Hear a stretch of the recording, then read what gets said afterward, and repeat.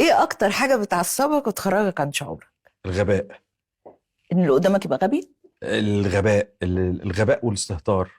مم. ما بحبش الاستهتار في الشغل، يعني ايوه، انا ما بتعصبش غير في الشغل الحقيقه. فعلا. اه. انت مش شخص عصبي. لا، ما اعتبرش شخص عصبي خالص. الحاجه الوحيده اللي ممكن تعصبني هي الغباء والاستهتار في الشغل.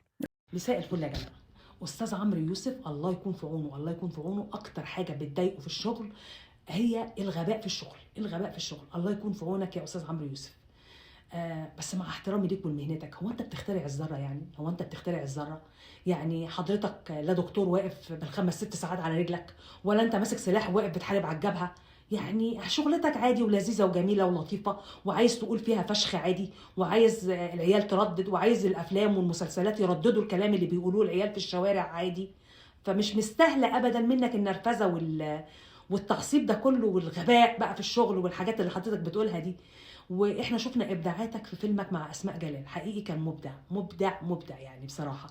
ربنا يكتر من امثالك. عايزه اقول لك حاجه يا استاذ عمرو يوسف، ما تزعلش نفسك وما تبقاش نرفز في الشغل كده، ولا عشان احنا محتاجينك. ها، ربنا معاك.